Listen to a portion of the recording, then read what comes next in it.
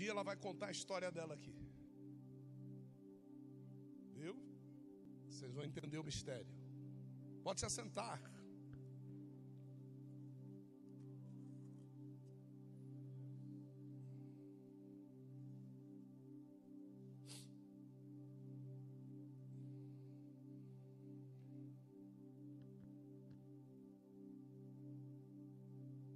Abra sua Bíblia, por favor. 1 Samuel.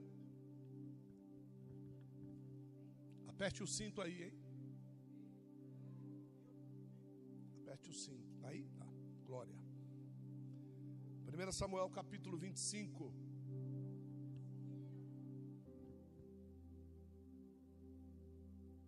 Samuel, deixa o Espírito Santo entrar nos seus dedos aí.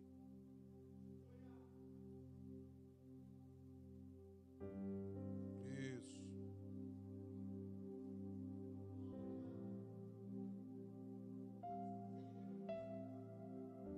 1 Samuel 25, nós vamos ao verso 29.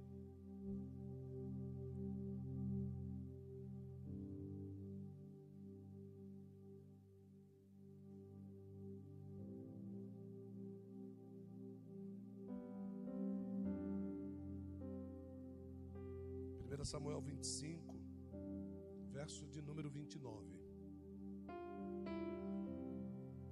Acharam? Digam glória a Jesus. E ainda que algum homem te persiga em busca da tua alma, a vida do meu Senhor será atada no mesmo feixe daqueles que vivem com o Senhor Jeová, o teu Deus. E quanto às almas dos teus inimigos, Ele as lançará como do meio da palma de uma funda. Só até aqui. Aqui nós temos a história de Abigail, esposa de um homem ímpio chamado Nabal. Esse mês é mês de Deus tratar com os Nabal. E esse mês é mês de Deus exaltar as Abigail.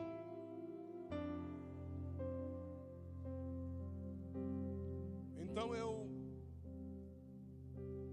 preciso retirar dessa história muito conhecida durante todo esse mês valores espirituais que reflitam esta palavra que saiu da boca desta mulher tão sábia. Estar atado ao feixe daqueles que servem ao Senhor.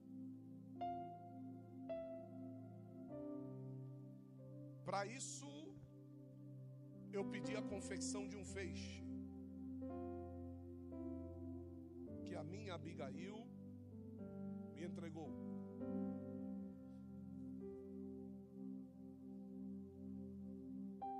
E eu posso dizer a você que antes de engasgar e morrer, este Nabal foi transformado. Porque eu era Nabal e ela era Abigail.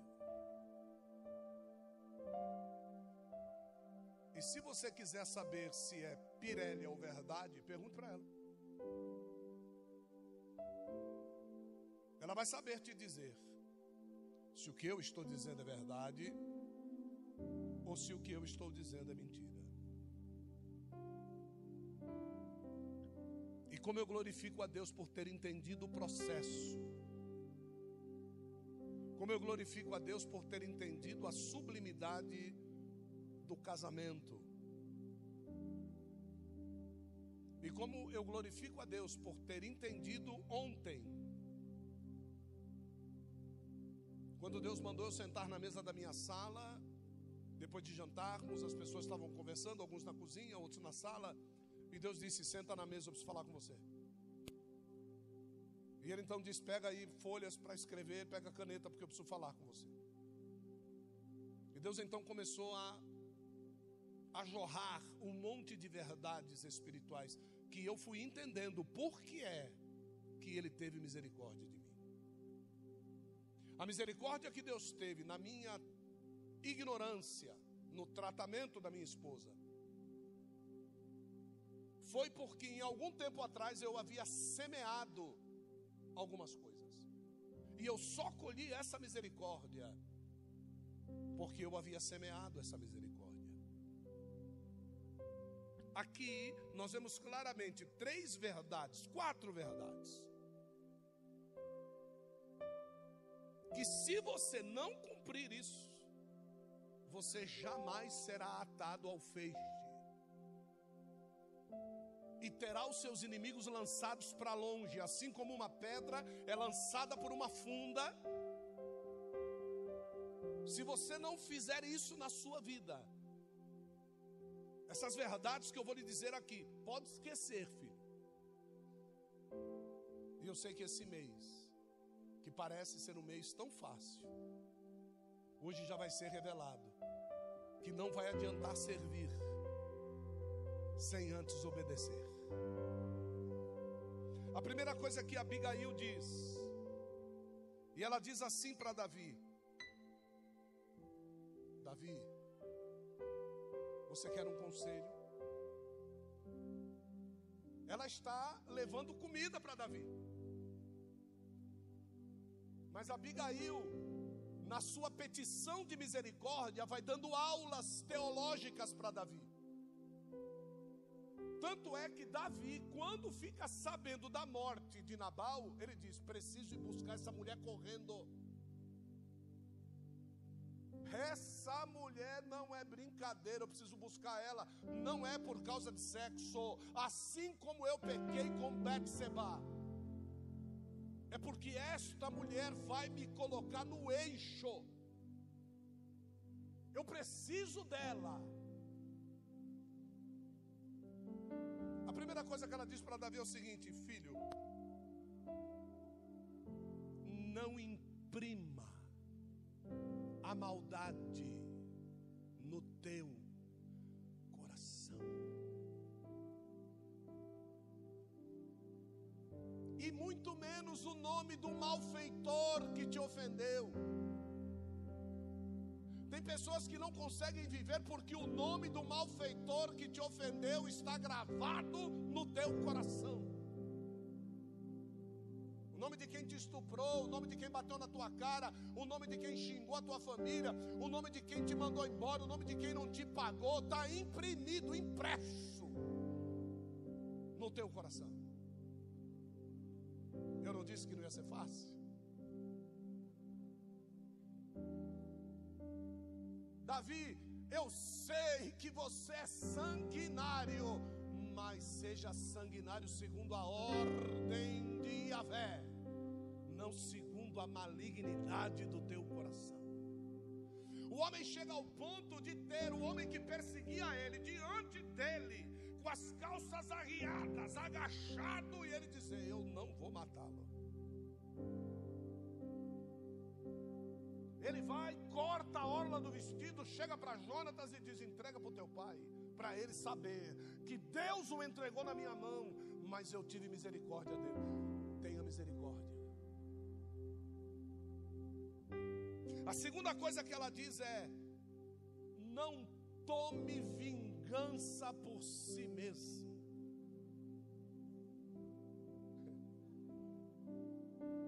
Ele vai ver o que eu vou fazer. Não faça isso. A terceira coisa que ela diz é: receba oferta,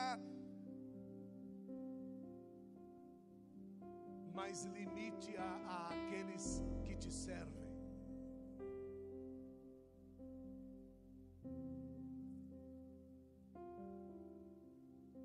Não se regale com o salário de perdão impetrado, porque quem pede perdão tem salário a ser pago. Se você está pedindo perdão para alguém, é porque você prejudicou alguém. ou eu estou enganado? Então você tem um salário a ser pago. Lascou com a vida da pessoa, me perdoa, tá? Para, filho. Tem coisa a ser paga aí.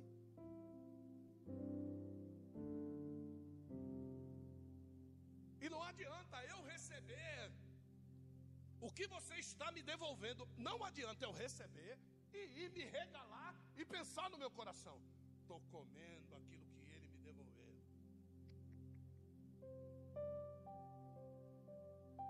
O conselho de Abigail: não se regale com esta oferta que eu estou trazendo para você não matar aquele infeliz que ele merece. Entregue para os teus meninos. Deixa eles comerem. Coma não, Davi. Coma não. Porque quem perdoa, esquece.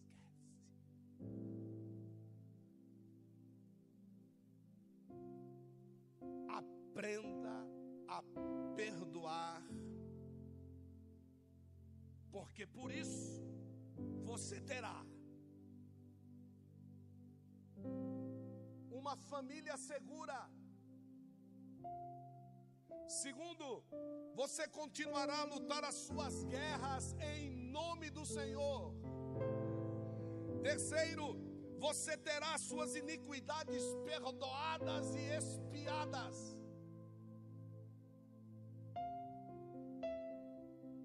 A mesma medida que o perdão verdadeiro é ministrado sobre o nosso coração para ser dispensado sobre os ofensores, é esta medida que Deus nos perdoa a cada dia. Não merecemos, mas Ele nos perdoa. Pronto, contei a história. Vou impetrar a bênção apostólica e vamos embora para casa. Eu não preciso de mais verdades.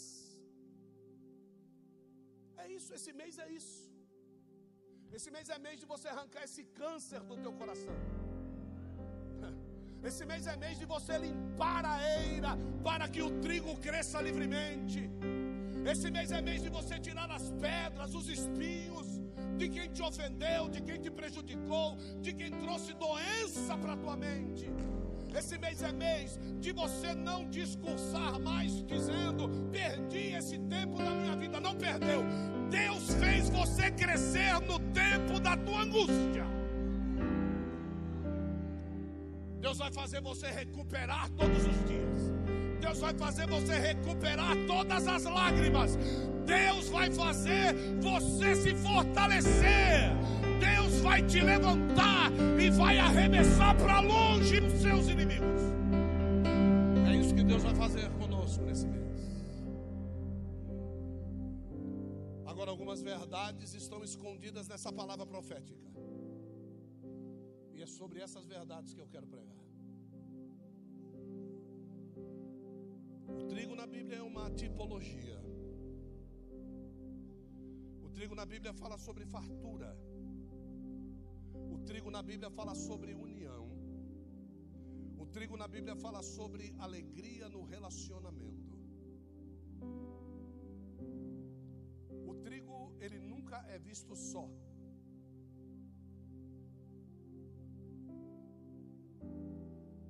E quando é visto só, é joio. O trigo sempre aparecerá em grandes plantações ou em feixes atados. Tem gente que tenta procurar a diferença entre trigo e joio. O trigo nunca está só. É por isso que quando Jesus vai enviar os discípulos, ele envia de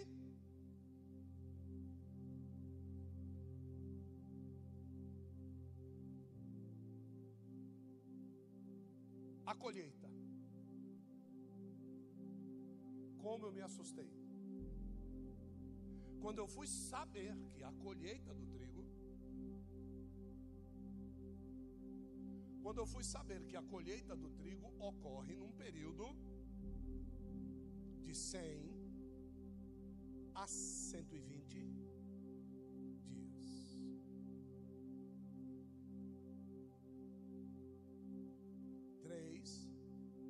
4 meses.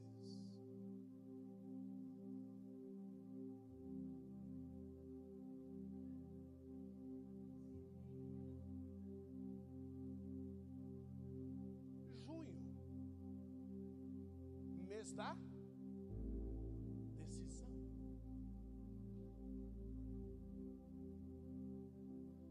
Então, se eu me decidir corretamente em junho, certamente a minha colheita será farta esse mês.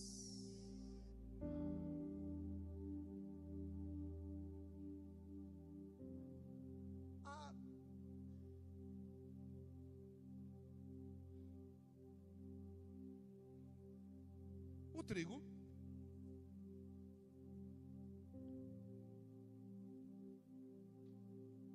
ele tem coloração uniforme.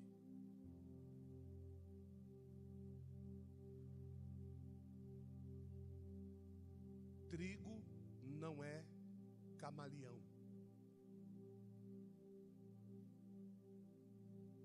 No sol, na chuva, no vento, no frio, trigo é trigo.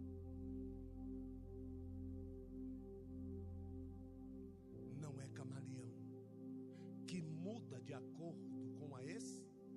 Não. É trigo, você não muda. Se você é crente aqui, você é crente lá, você é crente lá, você é crente lá. E se porventura Deus permitir que você desça, você é crente lá. E se permitir Deus que você suba, você vai ser crente lá. É uniforme. O trigo não muda de linguagem. O trigo não fala glória a Deus e depois ele fala, e aí, mano? Trigo é trigo. O trigo não veste paletó e gravata de final de semana e anda de rapper durante a semana. Trigo é trigo. Uma outra coisa que o Senhor mandou, eu não sei se vocês perceberam, tem uma curva. Eu peguei qualquer um aqui. Se eu pegar todos eles, vai ter a curva. Tem uma curva aqui, ó.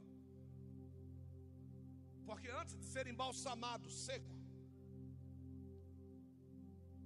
se houver grãos aqui, ele começa a se curvar. O joio nunca se curva.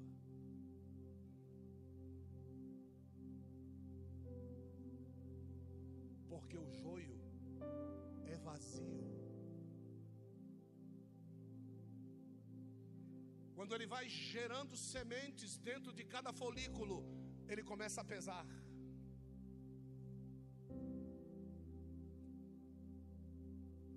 E aqueles que vão colher de longe já sabem: trigo, trigo, trigo, trigo, joio, trigo, trigo, trigo, joio. Se você tem dificuldade de dobrar as pernas esse mês, Deus vai te fazer trigo. É mês de se dobrar. Não se dobre porque você quer o fruto gerado para você mesmo. Era como se a natureza dissesse para Deus: retire de mim o fruto que te pertence para que eu gere mais ainda. Só se curva quem quer gerar mais. Só se curva quem quer ser aliviado do peso de ter gerado o fruto na estação correta e no tempo certo.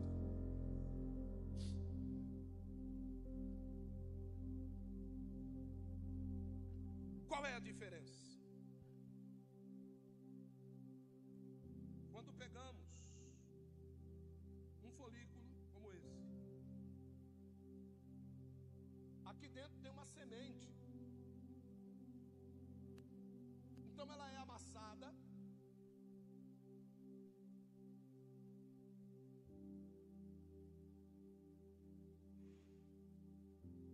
e a semente resiste ao vento e cai no pé do colhedor. A palha é lançada para longe pelo vento, mas a semente resiste ao vento e cai ao pé do colhedor. Este não é o único processo da semente. A semente do trigo, ela é identificada porque ela é resistente. Faça assim com o dedo. Ela é resistente.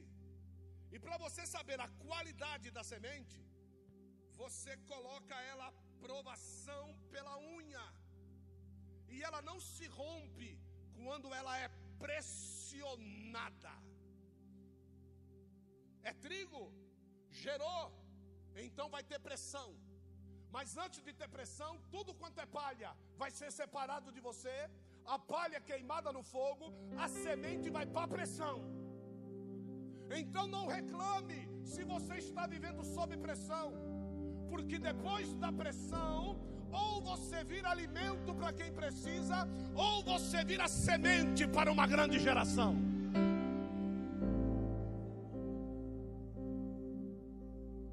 Passe pela pressão.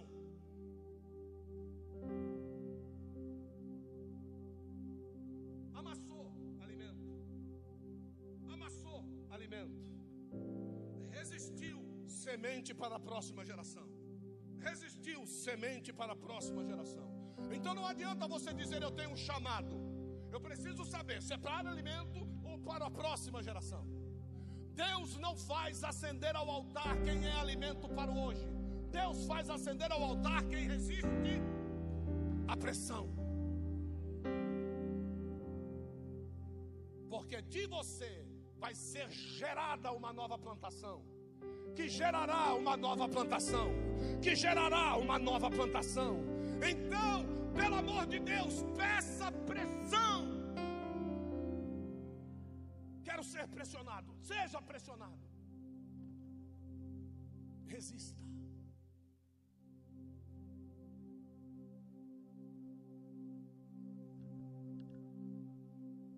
O sucesso no trabalho, a conquista na vida, representa a autoridade, o governo de uma colheita farta. Veja que para nós alimentarmos precisamos ser destruídos, que para nós gerarmos precisamos ser destruídos. Para Cristo gerar a igreja, Ele teve que ser dilacerado. Não queira gerar bonitinho, não queira gerar maquiado, cheirosinho. É debaixo de pressão, querido.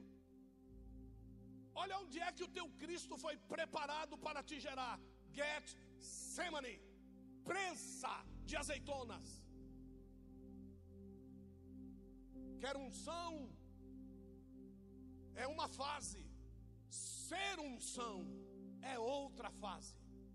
Ser derramado é outra fase.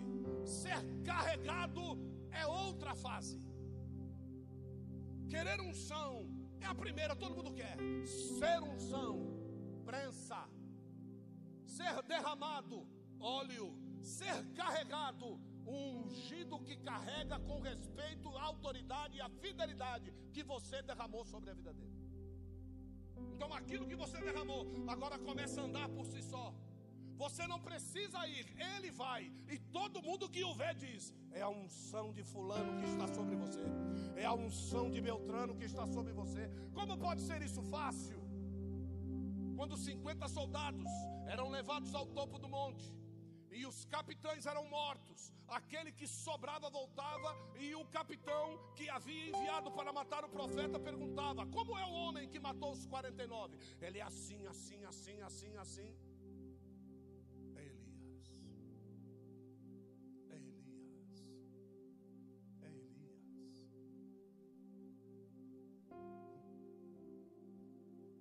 Você não precisa ser reconhecido por 100, 150.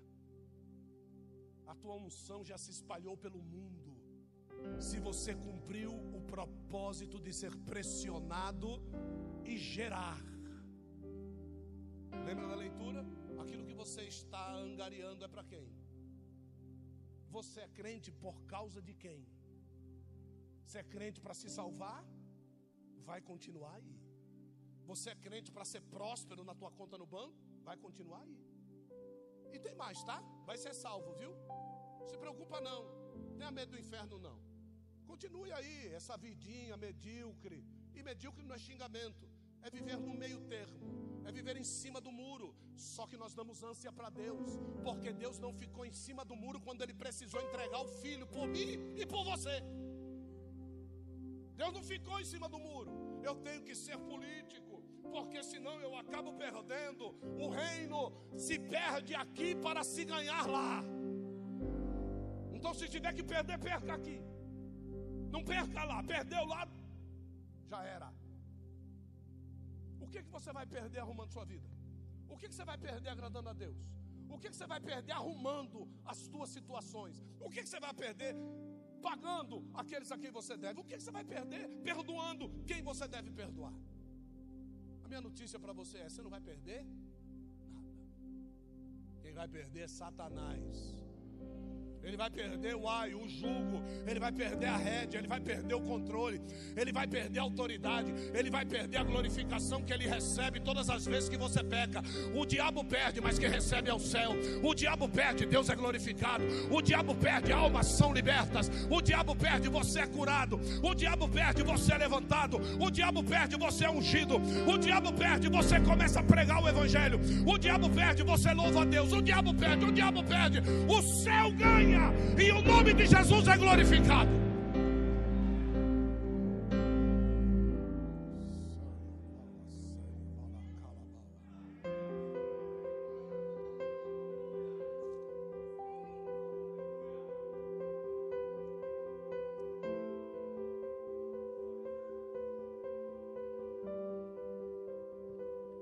Com 80 dias ocorre o espigamento.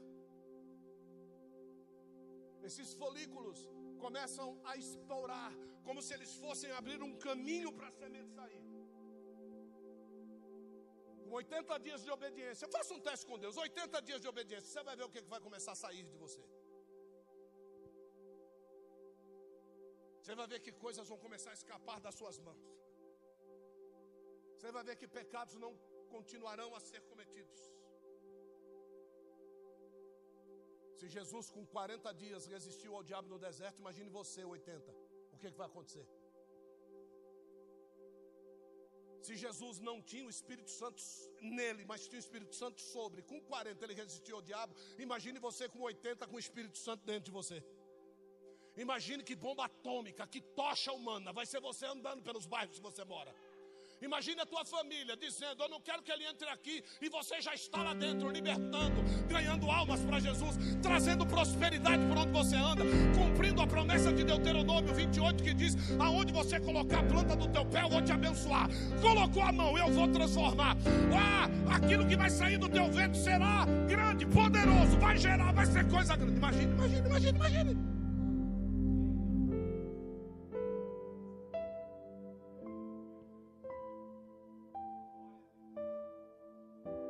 Palha do trigo. Cientistas vêm tentando, desde que se conhece trigo por trigo, fazer alguma coisa com a palha, mas não consegue.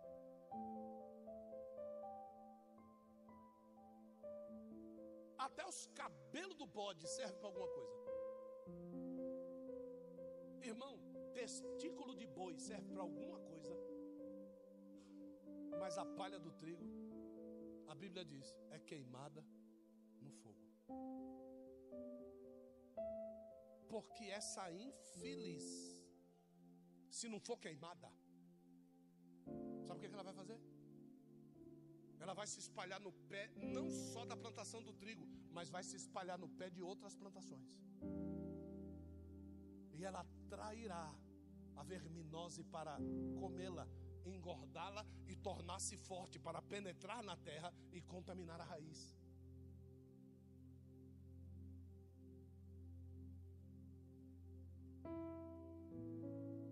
O joio é só palha, não tem semente. Toda vez que o joio se impetra no meio de uma congregação, ele só entra para contaminar.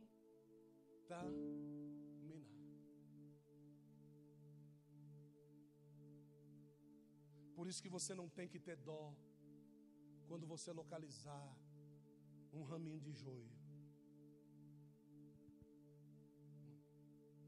Tem que ter misericórdia. A Bíblia diz no livro de Cantares: apanhai minhas raposinhas, que andam fazendo xixi no pé da vinha. Ela é tão fofinha, um narizinho fininho, pontiagudo, parece uma cerejinha. Mas aquele xixi ácido mata o pé da uva. Não come a uva, não quebra galho, não rouba cacho, ela só faz xixi. Ai, que fofo. Você acha que essa irmã vai me fazer algum mal? Não.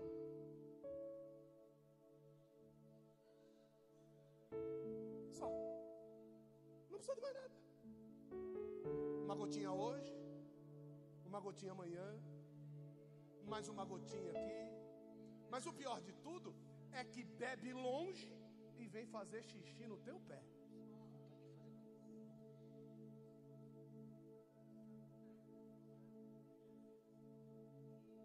Quem ouve, entenda.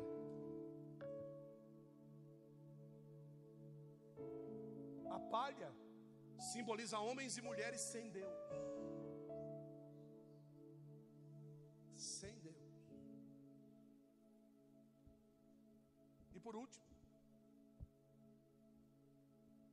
nem todas as flores, a gente chama isso de flor de trigo. Nem todas as flores de trigo têm sementes dentro de cada folículo. Não.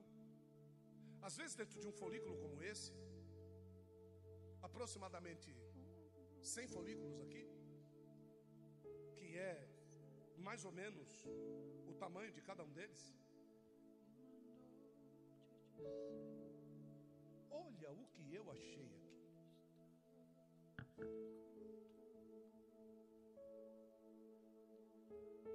É uma pena que ainda a gente não tem aqueles caras que ficam com a câmera, né? Passando no telão, né? Mas aqui você vai ver um furinho perfeito, redondo. Só em 2 ou 3 lugares. Eu achei, ó. Eu mandei você buscar, eu não escolhi, né? Mas Deus mandou pra gente.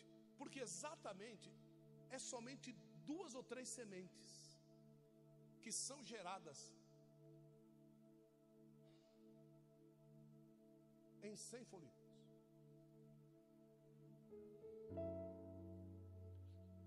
Incrível, né? Que o bicho vai exatamente aonde está a tua semente. Ele vai lá, faz o buraquinho, come e vai embora. Não é assim que faz com o nosso amor?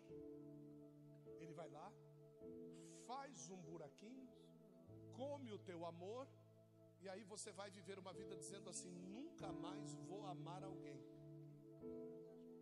Ele vai lá, come a tua compaixão, e você diz assim: ter pena, ter dó das pessoas, não, tem que se ferrar mesmo. É isso. É porque o bichinho foi lá e comeu a semente. E você agora vive uma vida perturbada. Porque quem não ama ao próximo, como vai amar a si mesmo? A ordem é: ame ao teu próximo como a ti. Então, se eu não amo o próximo, pode esquecer.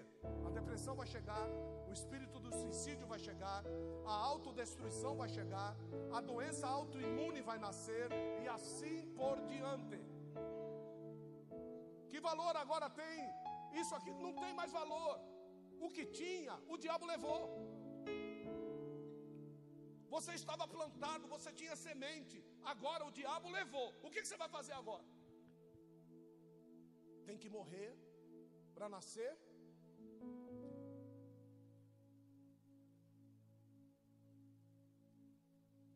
Jeremias 17, verso 8.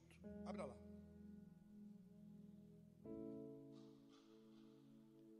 Tá chorando porque Vamos, Samuel. se você tem um Deus que cuida de você e jamais te esqueceu. Ele sabe. Ele sabe de tudo E você está passando. que você tá passando e mandou te dizer Que ele que Ele está cuidando. Jeremias 17:8 diz assim: porque é como uma árvore plantada junto às águas, que estende as suas raízes para a corrente e não teme quando chega o calor, pois a sua folhagem permanece frondosa, não sofre no ano da sequidão e nem deixa de produzir fruto. O coração é o mais enganoso de todas as coisas e perverso. Quem o conhecerá?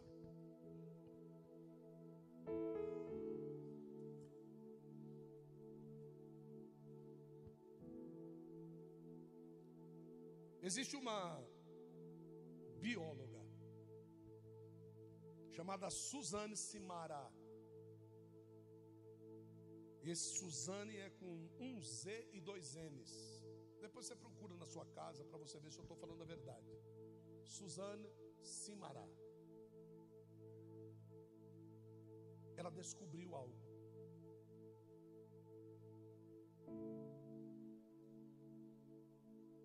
Que as plantas têm uma rede de internet subterrânea. Então, elas se comunicam pelas suas raízes. Olha o que essa mulher descobriu. Que se eu sou uma mangueira, produtora de mangas, as minhas raízes se comunicam com todas as mangueiras que estão próximas de mim. E quando eu estou abatida, Deus gerou pequenos animais que para outras árvores podem matá-las.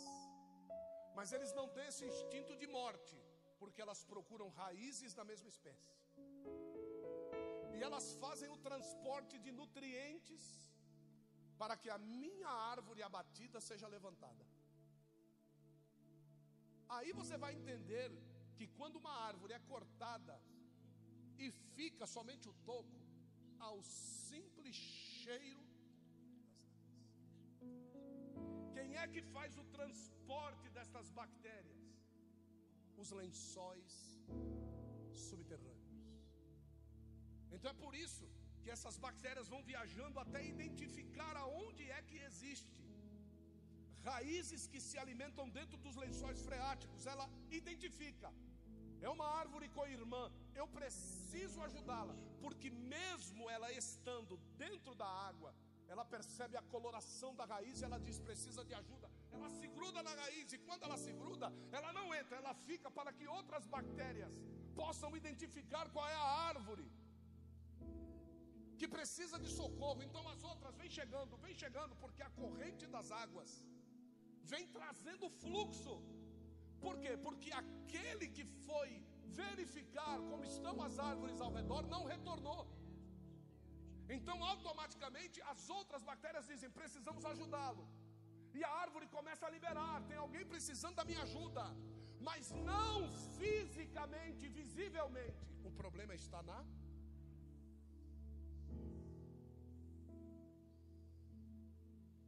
isso que os pregadores vivem dizendo que você precisa ter sem raiz, sem socorro.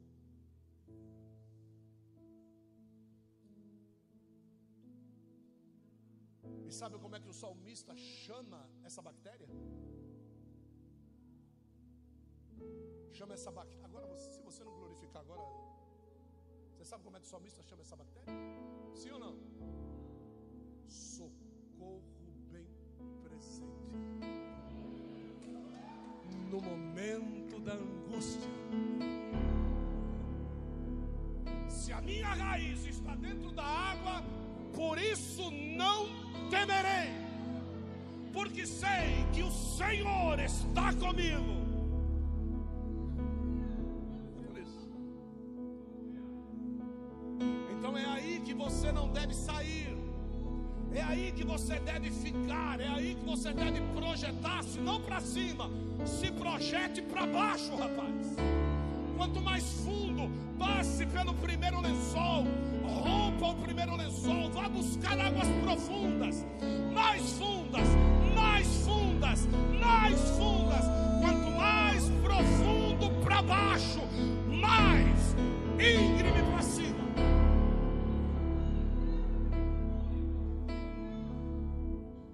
Por isso que nós te aconselhamos: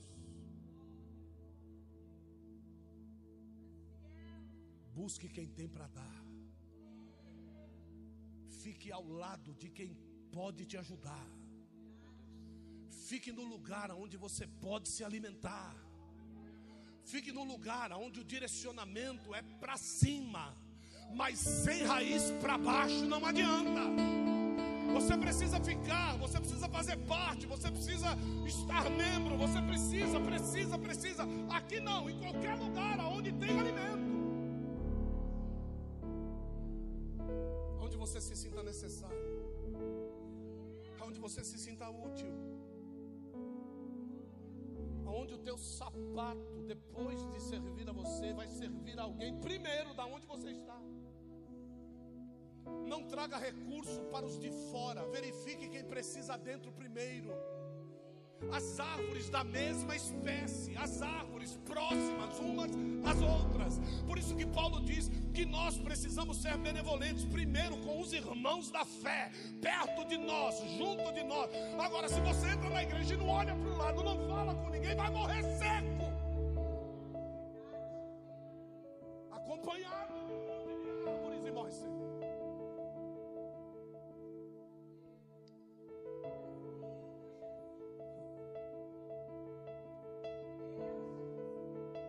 Quando você olha para cima na Amazônia,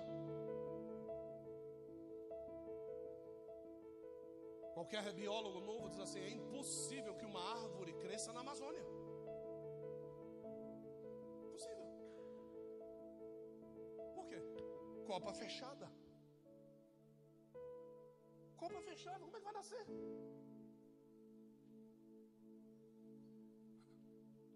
O problema não é em cima. É por isso que Deus colocou o rio mais caudaloso do mundo na Amazônia. Porque o crescimento não vem de cima. O crescimento vem dos lençóis freáticos do rio Amazonas, das águas profundas. Um rio que se renova com tanta velocidade só poderia produzir o maior peixe do Brasil. O maior rio do Brasil produz o maior peixe do Brasil. O peixe mais saboroso, o peixe mais delicioso, o peixe mais nutritivo, o pirarucu, é nosso. Nasce no rio Amazonas. Águas que se renovam, águas que curam, águas que limpam. Se você estiver mergulhado no melhor rio, você será o melhor crente, querido. E a Bíblia diz que é de você que deve fluir essas águas. Do teu interior fluirá um rio cujas águas nunca param. Mas como é que vai fluir algo de você e nunca para se você não tem raiz? Olha esse mês que te aguarda. Você sabe qual é o maior motivo da raiz? Permitir que a árvore continue de pé para gerar. permitir que a árvore continue de pé para gerar. Viu? Você só gera se estiver. E quem te mantém de pé é a projeção que você fez para baixo. Então você quer ser grande? Projete-se para baixo. Quanto mais você mergulhar e mais profundo você for, mais você vai crescer. Você já viu que grama só serve para ser comida e pisada? E quando você pega uma toiceira de grama, você vai puxando a raiz, ela vem todinha com você. E o pior de tudo, sai arrancando quem está próximo dela. Quem não gera fruto, o dia da sua morte gera morte. O dia do seu arrancamento gera arrancamento. É isso que acontece. Então preste atenção. O que Deus está cobrando de nós é simplesmente uma coisa: quer servir?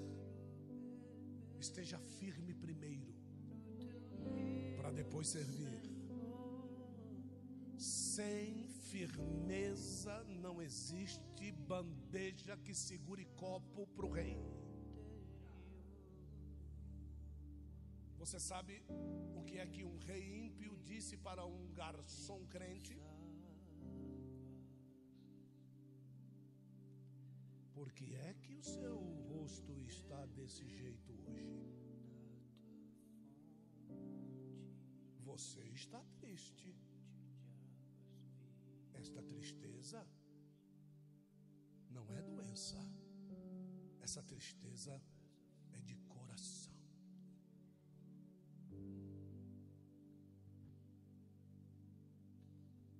Bom dia, rei. Tudo bem com o senhor? Comigo tudo bem. Mas com você, como é que eu vou confiar se o meu copeiro não consegue identificar o veneno no meu copo?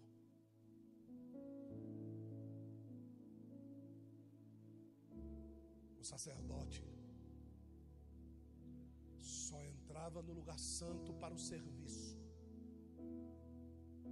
quando a água da bacia estava calma, límpida e pudesse refletir a sua vida.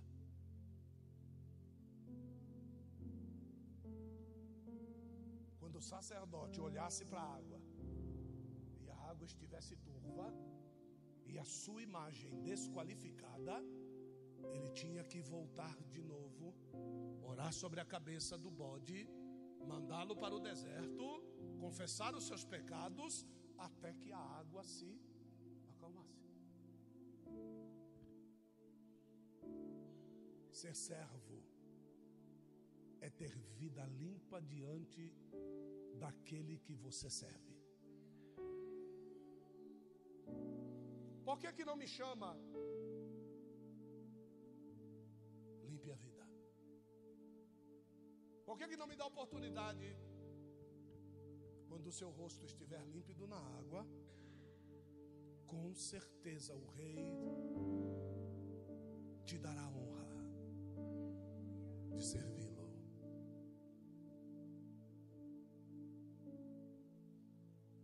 Esse mês é mês de aprofundar-se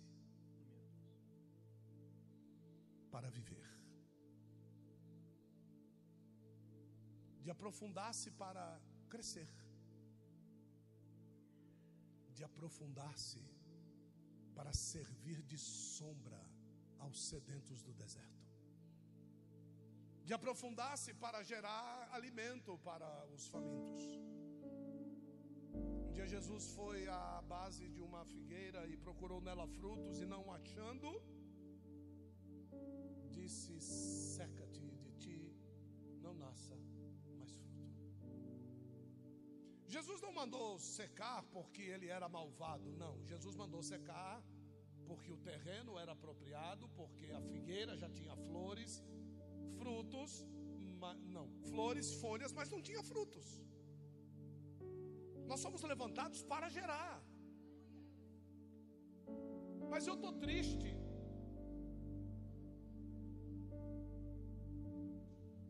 Você foi levantado para gerar. Olhe para a pessoa do seu lado e diga assim: você foi levantado para gerar.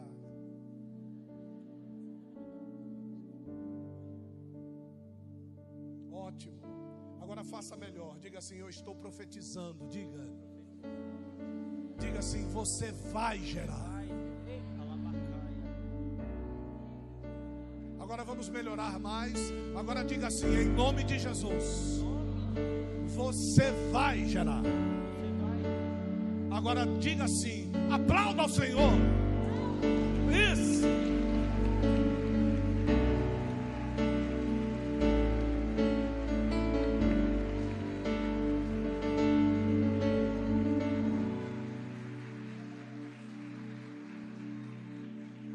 Existe um rio, Senhor,